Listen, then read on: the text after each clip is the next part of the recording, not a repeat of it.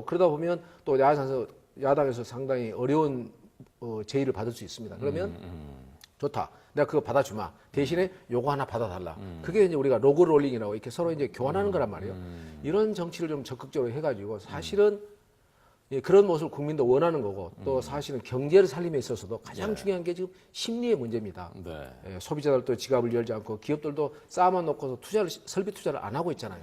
이런 것들은 여야가 한 몸이 돼서 청와대와 함께 경제 살기라든가 나라의 이 국은 개척에 나서고 있다는 그런 모습들을 보여준 데 있어서 대통령이 앞장서서 헌신적으로 노력할 필요가 있다 하는 것을 저는 그러니까 많이 대통령이 느낍니다. 취임할 때 사실 국회에서 하지 않습니까? 취임식을. 그러니까 국회가 그런 상징성이 있는 곳이기 때문에 그렇게 하는 것인데 역대 대통령이.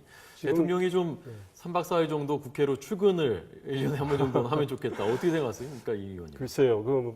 뭐 검토를 해볼 만하다고 생각하는데 지금 박근혜 대통령께서 그래도 새로운 문화를 만들어 나가시는 것 같아요. 왜냐하면 역대 대통령들께서는 취임 첫 해에 국회에 오셔서 시정연설을 하신 다음에 그 다음부터는 총리를 통해서 대독을 시키는 상황이었는데 본인이 지난해도 하시고 내년에도 오겠다고 말씀하시고 또 약속을 지켰고 아마 앞으로 임기 5년 동안 그렇게 하실 것 같은데 그거 자체도 새로운 문화고 우리 존경하는 황정홍 선배님 말씀대로 대통령께서 뭐 좀 더 소통하는 모습 뭐 이거는 바람직하다고 생각합니다. 그런데 이 또 보여주는 소통이 있고 물밑에서 소통하는 것도 있거든요. 근데 그것도 저는 나름대로 굉장히 하시는 거로 좀 알고 있어요. 그래서 이제 제가 생각하기에는 오늘 같은 모습이 좀 더 자주 이렇게 보여지고 또 그걸 통해서 국민들이 대통령의 생각을 알게 되고 또 여야 지도자들이 만나서 많은 합의도 하고 또 생각을 교환함을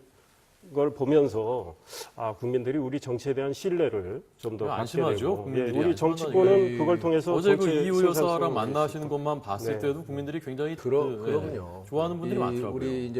우리 이상일 의원님 이건 저하고 좀 생각이 다른데 대통령이 이제 국회에 이렇게 이제 매년 나오시는 것만도 진위를 받는 거다. 그렇습니다. 근데 대통령이 저는 과거의 대통령들보다 뭐 물밑에서 물 위에서 소통을 좀 뭐 하고 있는 것처럼 평가가 되는 건 저는 아닌 것 같아요. 가장 소통이 부족한 게 아닌가. 우리 이제 미국 뭐 잘 아시지만 미국의 역대 대통령들은 꼭 오바마가 아니어도 틈만 나면은 여당하고 전화하고 야당하고 전화하고 틈만 만나면 또 불러서 만나고 가서 만나고 또 골프 치고 이러잖아요.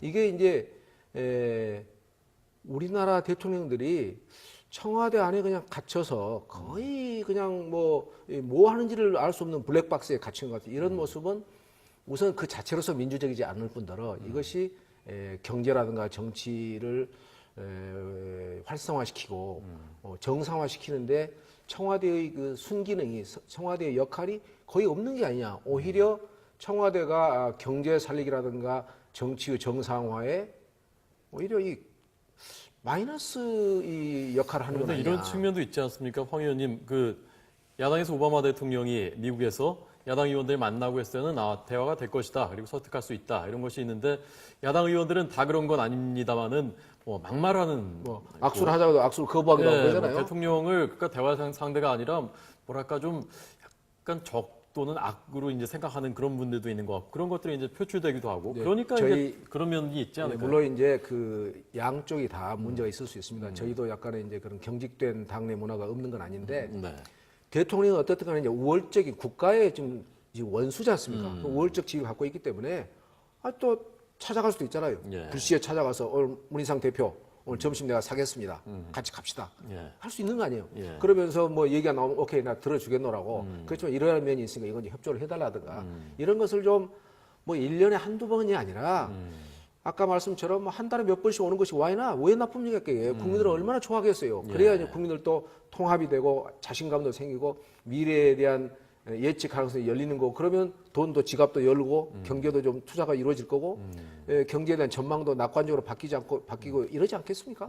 그러니까 다다익선은 좋은데 과거에 우리식의 정치 전통과 문화가 있는데 제가 보면 우리 과거에 김대중 대통령 때 좀 청와대 출입 기자도 하고 그랬는데 뭐 과거 이야기를 좀 다 자세히 들춰내기는 그렇지만 우리가 영수회담을 주로 야당이 요구를 많이 하지 않습니까? 영수회담 하면은 이제 영수회담을 언제 할 거냐, 어떤 의제로 할 거냐, 어떤 분들하고 할 거냐, 이 줄다리기가 굉장히 신경전이 심했는데 이번의 경우는 그런 거 없이 뭐 무난하게 이렇게 이런 모습이라 우리가 한꺼번에 뭐 100을 다 요구하기는 어려울 거고 이렇게 조금씩 바꿔 나가서 개선해 나가는 모습 자체가 평가할 만하고 그런 면에서 아마 문희상 비대위원장님이나 문재인 의원님이나 이 평가를 하신 것 같아요. 그래서 저는 참 그 안타까운 게 뭐 세계환이 뭐니 하고 뭐 외국 나들이 그래도 얼마나 합니까? 나들이 안 가도 뭐 세계 모든 뉴스들을 다 실시간으로 접할 수 있는데 선진 나라들의 정치의 이런 모습을 왜 우리는 배우려 하지 않는가?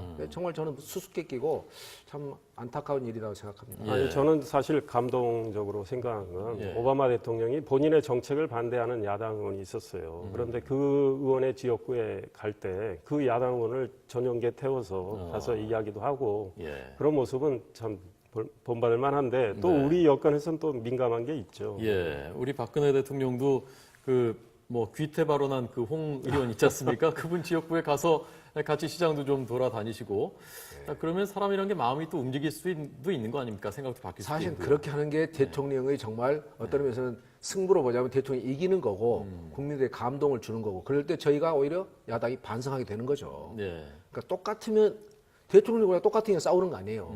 좀 달라야죠 대통령. 예. 오늘 우리도 달라지 대통령께서 않지만. 그 연설 마치시고 악수를 이렇게 전면에서 하시더니 야당 의석 쪽으로 쭉 가셔서 또 악수를 하고 예. 물론 모든 의원님들하고 하기는 어렵죠. 그래서 다시 돌아오셔서 중앙 통로로 나가셨는데 네. 그런 모습도 그렇고 저는 그래서 아까 그거 제가 보면서요. 유심히 봤는데요. 예, 예. 그때 야당 의원님들이 일어나시지를 않으셨어요. 예. 거의 다. 아. 근데 이제 그쪽으로 가서 악수를 하시니까 그때부터 조금씩 일어나셨거든요. 그러니까 사실 먼저 이렇게 손을 내미는 모습이 보기 좋더라고요. 아까 저는 그걸 보면서 들어오실 때 이제 중앙으로 들어왔잖아요. 그러면 주로 거기는 여당 의석이 많은데요.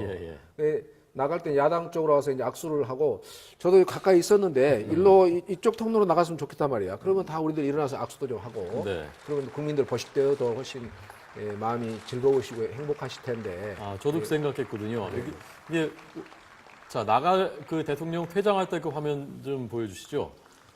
대통령도 잠깐 그런 생각을 한 것 같더라고요. 예, 그러니까 거기 가서 그쪽 야당 가서 5분인가 이렇게 악수할 때까지 참 좋더라고요. 그래서 거기까지 가신 김에 그쪽 통로로 약간 멈칫하면서 뭐가 장면이 나옵니다. 아마 예. 되돌아 보면. 예, 그쪽 통로로 쭉 나가면서 야당 의원들하고 다 이렇게 좀 악수하고 그러시면 더 좋았지 않을까 하는 근데 생각이 아마 들더라고요. 국회에서 사무총장이 안내를 했단 말이죠. 예. 그럴 때 아마 이제 사무총장이 뭐 이렇게 안내를 그렇게 그리고- 그리고 콘티랄까요? 미리 그렇게 예. 좀 짜여 있지 않았을까 생각이 드는데 아마 대통령께서는 또 혹시 작년에 또 경험 있잖아요. 예. 거부하는 야당 의원이 있게 되면 또 거북할 수 있으니까 예. 그런 이제 파격을 못했던 것 같습니다. 예. 오늘 아까 얘기 잠깐 하다 말았는데 자 화면은 계속 한번 보여주고 이 뒤쪽에 나온다고 하는데요. 김무성 대표는 오늘 좀 어떠시던가요? 뭐 표정이나 전반적인 뭐 저희들 또 화면에서 이렇게 봤지만 뭐 본회의장에서도 그렇고 굉장히 밝은 표정이었다고 생각합니다. 뭐 김무성 대표도 그 대통령의 생각을 잘 이해하고 계시고 또 이 공무원 연금 개혁 문제도 본인이 직접 저렇게 나서서 열심히 하고 계시니까 이 언론 저도 언론인 출신이지만 이 언론인의 감각은 자꾸 좀 세밀한 부분까지 아마 따져보려고 하는데 오늘 같은 야당 경우는 의원들 지금 뭐 경청하는 조금 전에 얘기했던 그 의원도 나오고요. 김무성 대표가 오늘 감동적이었다. 그 말씀 본심 그대로라고 생각합니다. 아, 감동적인 연설이었다라는 것이 본심 그대로일 것이다라고 보신다. 저는 뭐 좋은 연설했지만 감동은 좀 약했다. 그게 여야의 온도 차죠. 예, 알겠습니다. 시간 다 됐나요? 이 퇴장하는 화면을 좀 보여드리려고 했더니 시간이 다 돼서 여기까지 가야 되겠습니다. 오늘 의원 수첩 유익한 말씀들을 많이 해주셨으니까 이제 대통령도 실천을 해야 되겠지만 여야 의원들도 실천해 주셔야 되는 부분이 많으니까 그렇습니다. 꼭 잘 실천해 주시고 또 어떤 부분은 좀 분위기를 초선이시지만 두 분이 또 합리적인 생각을 갖고 계신 분들이니까 좀 분위기를 좀 어떨 때는 끌어주시고 그렇게 해주시면 좋겠습니다. 네, 감사합니다. 잘 들었습니다. 고맙습니다. 네, 감사합니다.